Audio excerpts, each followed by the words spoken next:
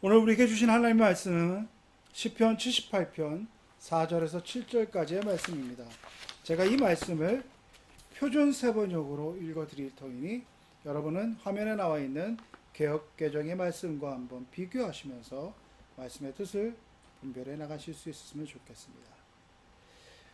우리가 이것을 숨기지 않고 자손에게 전하여 쓸 것이니 곧 주의 영예와 능력과 이루신 그 놀라운 일들이다. 주께서 야곱에게 경고를 내리시고 이스라엘에게 법을 세우실 때에 자손에게 잘 가르치라고 우리 조상에게 이르신 것이다. 뒤에 태어날 자손에게도 대대로 알려주어 그들도 그들의 자손에게 대대손손 전하게 하셨다. 그들이 하나님을 믿어서 하나님이 하신 일들을 잊지 않고 그 계명을 지키게 하셨다. 조상처럼 반역하며 고집만 부리는 세대가 되지 말며 올바른 마음을 가지지 못하는 세대, 하나님을 믿지 아니하는 세대가 되지 말라고 하셨다. 아멘. 어제는 광복 81주년을 맞이하는 뜻깊은 광복절이었습니다. 저희 어머니께서 연세가 95이신데 저희 어머니에게 광복의 기억이 있냐고 물어보았더니 치매기가 있는 어머니께서 뭐라고 답변하시냐면 그거를 어떻게 잊을 수 있냐 이렇게 얘기하시면서 당시에 그 광복의 기쁨과 또 어떻게 보면 광복 초기에 이게 진짜 이 일이 있은지 생시에 있을 수 있는 일인지 어떻게 보면 너무 급작스럽게 온 광복의 기쁨이었기에 서로 조심하며 또 두려워하며 광복의 기쁨을 맞이했던 그 일들을 말씀해 주셨습니다. 이제 광복의 기쁨을 맞이하며 그 광복의 기쁨과 함께했던 세대들이 점점 우리들 곁을 한 분, 두 분 떠나가고 있습니다. 생생했던 광복의 감격과 기쁨을 말해줄 그 세대들이 떠나가는 것처럼 우리 또한 이 광복의 감격과 기쁨을 이제 역사적 사실로 받아들이며 우리 안에서 그것을 정말로 어떻게 기쁨으로 받아들이며 그것을 역사적으로 어떻게 표현할 것인가 하는 그런 물음보다는 하루 어떻게 더 쉴까? 아니면 대체 공휴일로서의 그 휴일을 보장받을까 염려하며 생각하는 그런 이준 시대, 또 그렇게 역사적 의미들을 망각해 버릴 수밖에 없는 역사의 거대한 그런 의미보다는 내 삶에 주어지는 안일함, 내 삶에 주는 편의, 그것만이 우리에게 먼저 다가오는 그런 시대를 살아가는 것을 부인할 수 없는 사실임을 저 또한 느끼게 됩니다. 여러분은 어떻게 보내셨습니까? 광복절 기념식이 있었고 또 그 광복을 맞이하면서 여러 가지 일들이 있었지만 제가 어저께 봤던 것은 수많은 사람들이 연휴를 맞이해서 교회로 나가는 그 차량 행렬을 볼 수 있었습니다. 그래서 평소에 한 10분이면 가던 거리를 제가 거의 1시간 걸려서 갈 수밖에 없는 그렇게 교통체증을 경험하는 그런 경험도 해보았습니다. 여러분은 광복을 어떻게 맞이하고 계십니까? 저는 광복절을 맞이하면서 오늘 본문의 말씀을 준비하면서 다시 한번 우리 신앙의 선조들의 역사들을 한번 살펴보게 되었습니다. 그러면서 제 마음 가운데 느끼게 된 그런 솔직한 고백은 정말 우리 신앙의 선조들은 대단하다, 놀랍다, 감히 내가 상상할 수 없는 그 일들을 감당했다 라고 하는 것을 고백할 수밖에 없었습니다.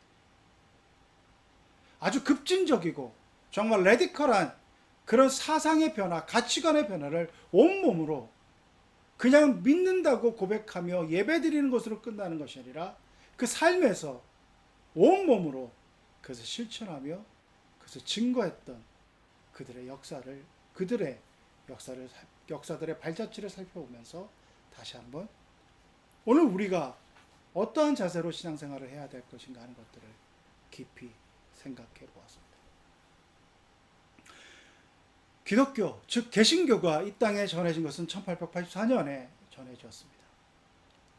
그로부터 이제 100여 년이 넘었고 200주년을 앞두고 있는 시점을 맞이해주고 있습니다.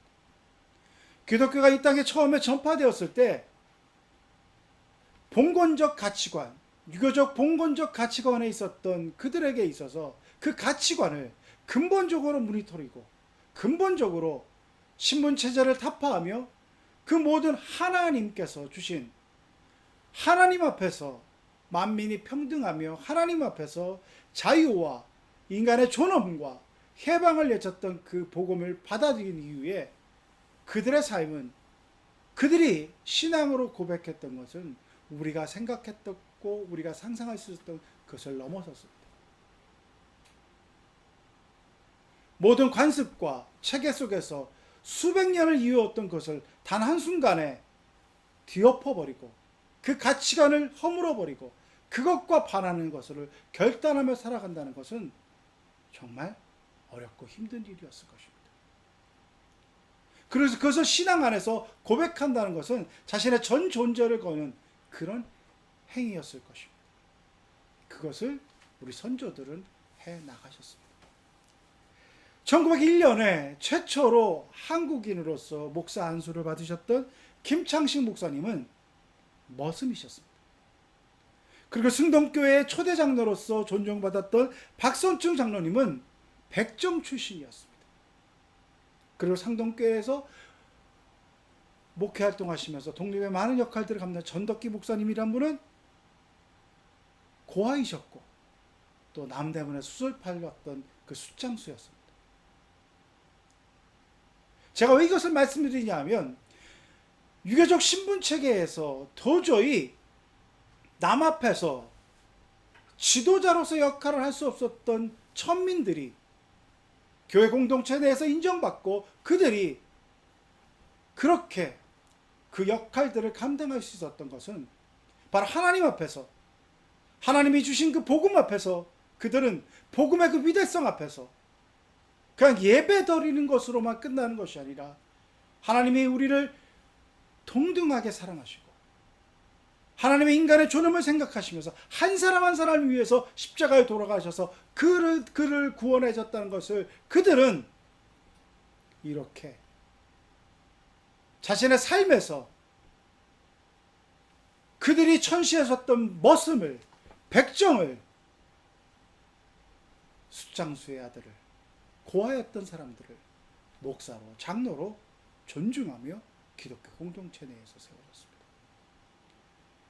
그리고 놀라운 신분으로 기득권층으로 많은 것들을 누렸던 사람들이 하나님을 만나고 예수 그리스도로 그 변화되는 삶 속에서 자신들의 교만을 내려놓고 내려와서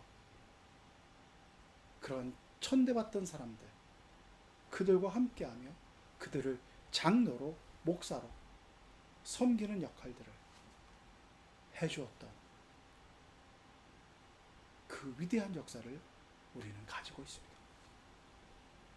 그 위대한 역사 속에서 한국의 개신교는 1919년 3.1 독립만세운동 때 놀라운 역할을 감당합니다. 당시에 우리나라 인구가 한 2천만 명이라고 생각하고 있습니다. 역사학자들의 분석에 따라서 조금은 차이는 있지만 그 당시에 개신교인들이 15만 명에서 20만 명이라고 얘기합니다. 전체 인구에 비하면 1% 미만의 사람들이 개신교인들이었다는 것입니다. 그런데 그들이 민족 앞에서 감당했던 것들은 참으로 놀라운 일이었습니다. 김이 독립선언서를 작성했던 그 민족의 대표를 할 수 있는 33인 중에 기독교인이 16명이나 참석했습니다. 천도교인이 15명이었고 불교인이 2명이었습니다.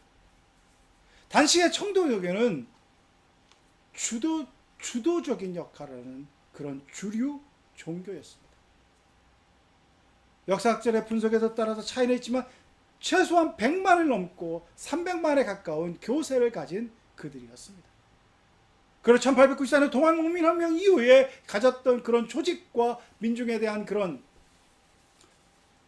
영향력들로 인하여서 그들은 3.1 독립운동을, 그 만세운동을 조직했었고 주도적인 역할을 했었고, 그들이 했던 그 조직이 함께 자신들만의 하는 일들이 아니라 종교가 연합해야 됐다는 그 생각으로 함께 했을 때 기독교와 불교도들이 함께 했습니다.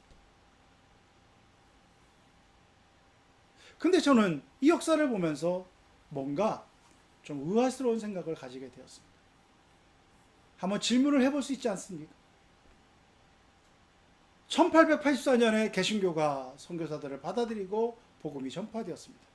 그런데 천주교는 그보다 100여 년이 넘는 1780년 전경에 스스로 유학자들이 성경을 읽으면서 이수정들이 성경을 번역하면서 스스로 참으로 놀라운 선교 역사에서, 세계 선교 역사에서 보기 드문 선교사가 복음을 전해준 것이 아니라 자생적으로 공부하면서 그들이 성경을 읽고 그 성경을 받아들이며 복음을 받아들이며 그렇게 1784년부터 이 땅에 200여 년의 역사를 가지며 개신교보다는 100여 년 먼저 전파된 그 천주교의 흔적은 이 민족 33인 중에 찾아볼 수 없었습니다. 저는 의문을 가질 수밖에 없었습니다. 여러분은 의문이 생기지 않습니까?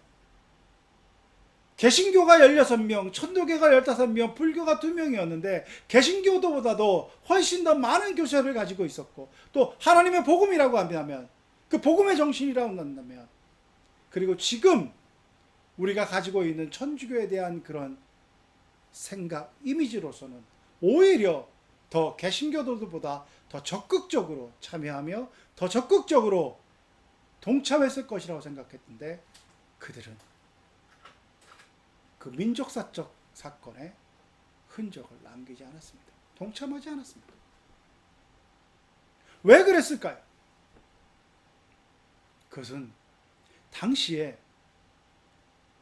천주교들을 지도했던 그 이방인 선교사들, 그들의 입장에서는 교회를 지키고 교회가 그런 분란 가운데 휩쓸리는 것, 그것을 원치 않았다고 하는 것입니다. 특별히 1909년에 안중근 의사가 이토 히로부미를 척살하는 그 사건 이후에 더욱더 천주교도들은, 천주교도라기보다는 천주교회는 안중근 의사가 천주교인이었기 때문에 정치적으로 개입하는 것에 대해서 더 거리를 둘 수밖에 없는 그런 역사적인 정황과 상황들이 있었습니다. 저는 여기서 여러분에게 묻고 싶습니다. 같은 하나님을 믿습니다. 같은 성경을 봅니다. 그 성경 앞에서 그 지도자들이 누구이냐에 따라서 참으로 놀라운 갈림길에 선 것을 역사적으로 발견할 수 있었습니다. 같은 복음을 믿고 같은 하나님 앞에서 인간의 존엄과 자유와 해방을 믿는 그들이지만 그 지도자가 이방인이었고, 그 이방인의 기준으로서 보면 민족의 아픔보다는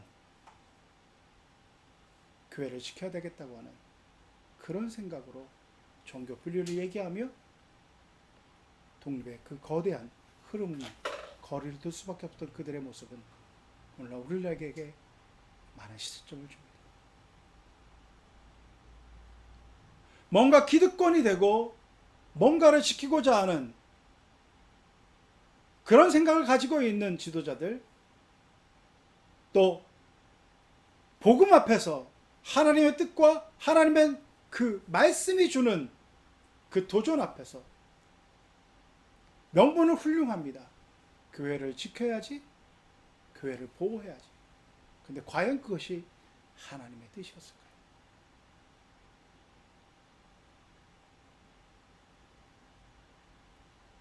오늘날도 저를 포함한 한국의 개신교뿐만 아니라 종교적 지도자라고 얘기할 수 없는 남 앞에 서서 그 역할을 감당해야 되는 사람들이 하나님께서 말씀하시는 그 준엄한 진리를 향한 그 도전과 그 가르침에 눈 감고 외면하며 그것을 교묘히 자신의 것들을 지키고 지금 가지고 있는 기득권을 보호하며 그것을 교묘히 하나님께서 이루시는, 하나님께서 역사하시는 것들, 하나님의 뜻이라고 얘기하며 많은 이들을 잘못된 방향으로 인도하고 있지 않은가 하는 것들을 우리는 심각하게 물어야 된다고 하는 것입니다. 찬란한 개신교 역사, 그 선조들의 그 역사들을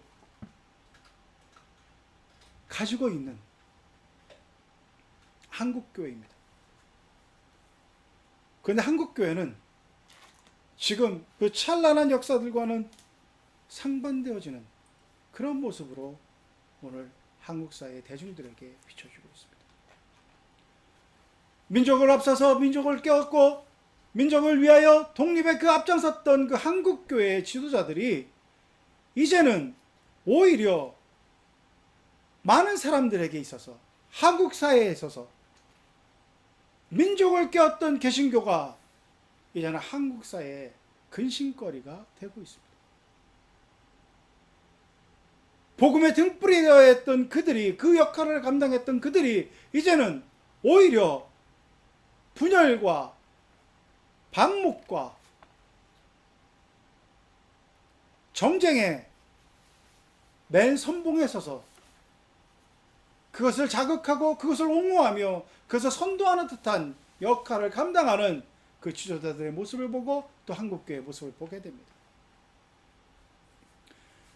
말로는 보수화를 얘기하지만 제가 봤을 땐 그 보수화가 아니라 극우적인 모습을 가지고 있는 자들이 얼마나 많은 스포트라이트를 받으며 언론의 주목을 받게 되며 그것을 교묘히 또 활용하고 있는지 오늘 저희들은 생생히 바라보고 있습니다.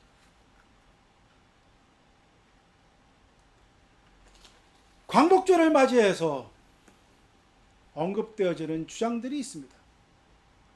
광복절이 아니라 건국절로 우리 지키자. 1948년 그것을 한국의 정부가 세워진 것으로 생각하고 그것을 통하여서 건국절로 지키는 것이 바르다고 하는 그런 주장들을 하는 사람들이 있습니다. 겉으로 보기에는 뭔가 나름대로 설득력이 있는 얘기들을 합니다. 근데 그들이 가지고 있는 속뜻, 그들이 가지고 있는 의도를 생각해 보면 참으로 경악스럽습니다. 헌법이 분명히 얘기하고 있는 그 임시정부의 법통을 무너뜨리고 그 이후에 1948년 8월 15일 그것을 건국절로 지키고자 하는 그들이 가지고 있는 생각들, 그것은 바로 도도히 흐르는 독립의 역사,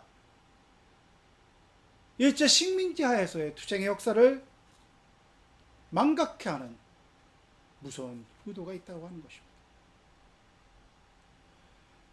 저는 최근에 여러 가지 일어나는 일들을 바라보며 광복 81주년을 맞이하지만 청산되지 않은 민족의 그 아픔들, 일제의 잔재들이 오늘날에도 얼마나 많은 악영향을 끼치는가 하는 것들을 생각해 보게 됩니다. 최근에 어떤 한 여배우의 가족사에 대한 문제를 가지고 논란이 되고 있습니다. 한 개인의 문제만이 아니라 저는 그것을 보며 많이 얘기되어졌던 독립운동을 하면 3대가 막하고 친일을 하면 3대가 흥한다는 그 속설, 그 가슴 아픈 속설이 확인되는 듯한 그런 현실은 아닌가 하는 그런 아픔을 생각해 보게 되었습니다. 저는 개인적으로 광복절 행사를 할 때마다 독립유공자들의 후손들이 그 공적을 발굴받아서 추서되어서 훈장을 받는 그런 모습들을 볼 때마다 마음 한편으로는 가슴이 짠함을 느낍니다. 다 그런 것은 아니지만 독립유공자의 후손으로 그 훈장을 받아 나오는 분들의 모습들을 보면, 그 면면을 보면 뭔가 호화롭게 살거나 뭔가 풍요를 누린 그런 삶의 여정을 겪었다기보다는 삶의 풍파를 겪고 생활고에 찌들어진 그런 모습이 그 후손들의 모습에서 비춰진다는 것을 보게 될 때마다 훈장을 받지만 그 후손들의 모습 속에서 다시 한번 그 속들들을 생각하면서 민족의 아픔, 또 우리가 지금 이 시점에서 어떠한 가치관과 어떠한 생각을 가지고 살아야 되느냐 하는 것들을 생각해보는 시간을 가지지 않을 수 없었습니다. 오늘 본문의 말씀은 하나님께서 민족들에게 하나님께서 행하신 일들을 가르치라고 얘기하고 있습니다. 전하라고 얘기하고 있습니다. 그것은 무엇입니까? 그것을 전하거나 가르치지 않으면, 그것을 잊어버리면 오늘 8절 말씀에 이렇게 분명히 얘기하고 있습니다. 뭐라고 얘기하냐면 조상처럼 반역하며 고집만 부리는 세대가 되지 말며 올바른 마음을 가지지 못하는 세대, 하나님을 믿지 아니하는 세대가 되지 말라고 하셨다. 즉 하나님께서 이 땅 가운데 행하신 일들, 하나님께서 우리 민족을 사랑하신 그 일들을 가르치지 않으면, 그것이 올바로 전해지지 않으면, 그것이 왜곡되어져 전해지지 않으면